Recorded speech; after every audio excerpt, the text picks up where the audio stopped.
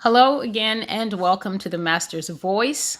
I am Celestial, and you are welcome to this channel. To old and new subscribers alike, you are very welcome.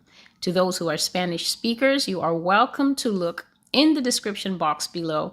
I have a Spanish channel that is being very excellently translated in real time. It is called La Voz del Señor, and there you can find prophecies that I have covered in the past because we're working methodically to bring that site up to date with where I am now.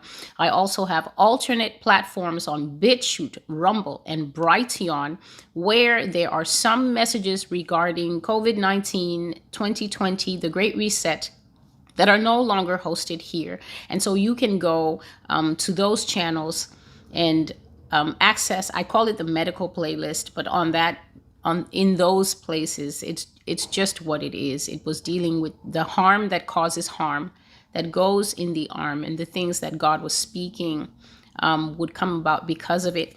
And I have a message from the Lord that I received on March the 21st, and I posted it yesterday. And the Lord actually wanted me to post it the same day that I got it.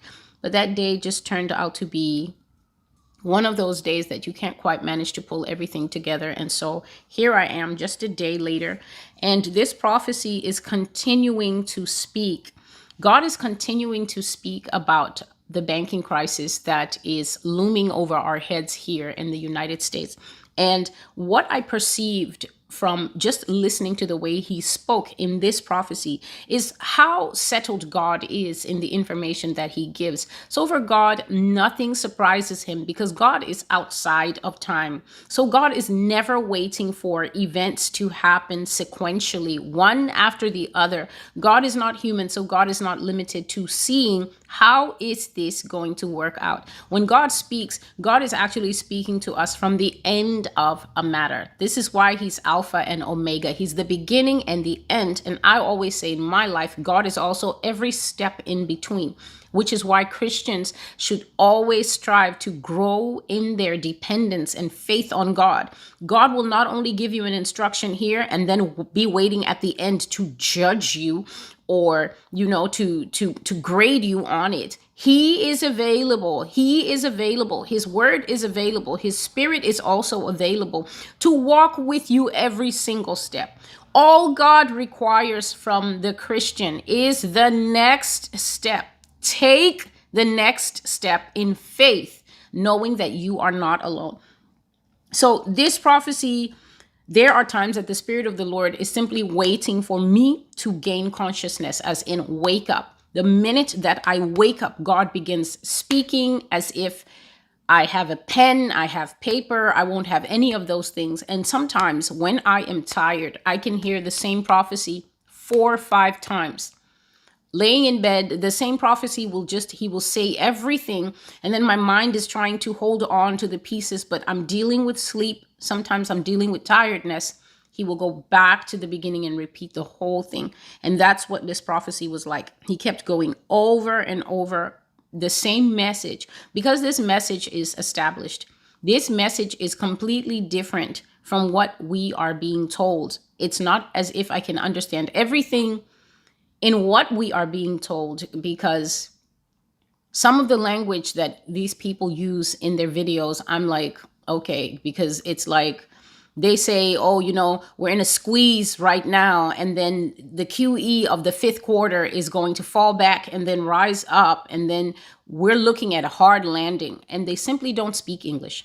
They simply do their best to befuddle people, but God is very merciful, and God is very different, and God is very final. God is very final. I'm just joyful today. It is not as if the prophecy is good. It is not. If you looked at the thumbnail of the picture, you already knew it was not good news. But praise God for his presence and goodness. So when God is saying something is established, it is established. That thing is finished. It is already done. It has already happened from God's point of view, from the point of view of heaven. And so all that is happening is that God is telling us the end of a discussion that he has already had with himself. He has already weighed the situation. He already knows what he's going to do. And therefore, prophecy is actually back-end conversation. That is what I call it. It is back-end conversation from the God of heaven telling us something that he's already finished with, and we're hearing it for the first time, and now we have to adjust. And so as soon as I opened my eyes, this is the message I heard from the Lord, and it kept being repeated until I understood it, because it involves something that I don't know much about that is called systemic risk. And the first thing he said is the banking sector has failed. It is finished. It has collapsed. The banks will fail. The banking sector will collapse and take everything else with it. And so this is what I was saying about God. God is saying that the banking sector of the United States has failed. But if you call the experts and put them on a panel, they will say very different things. But he says it has failed, which means that between here, where it started, and this journey in the middle where we're going with all the Fed announcements and all the other things that some people may not understand, there is an end already established. And that end is that the vision that I brought here of seeing all the huge glass buildings that represent the big name banks and the middle name banks and even the smaller banks, all of them are going to catch one fire. And in this prophecy, God called that fire systemic risk. The banking sector has failed. It is finished. It has collapsed. The banks will fail. The banking sector will collapse and take everything else with it. And then I continue with his words. Everything that has to do with money in America, or everything that depends on banks in America, will fail. So obviously, if there are foreign things that depend on American money, and if there are foreign things that depend on American banks, they're also going to be affected. He says no one will be able to save them because the banks have contagion. What we see now is not the end of it. Yah says that every desperate effort to save America's banks will fail, and America will have systemic risk. And so that fire that was burning on the buildings in the video that I made recently that says the meltdown of the banking sector, that fire is what is known as contagion. Contagion is some kind of deadly disease or deadly virus that will get into the middle of something and then spread very quickly. Spread so quickly that even if it starts from a very tiny epicenter, it can infect 5 people who will then infect 55 people who will then infect 2,000 people. And if you can see, going from 5 to 55 to 2,000 is what we call exponential growth. It's not normal growth. It's a pattern of growth that is completely out of hand, and it moves so fast that even experts in the field, this has to be the Lord, even experts in the field are not able to respond in time, because contagion is a kind of infection that moves beyond their ability and beyond their skill and beyond their response time. Even if they are trained to handle a disease or handle an outbreak, contagion is the kind of sickness that quickly outstrips available resources, available knowledge, available skill, available training, and then it causes a horrible, horrible outcome.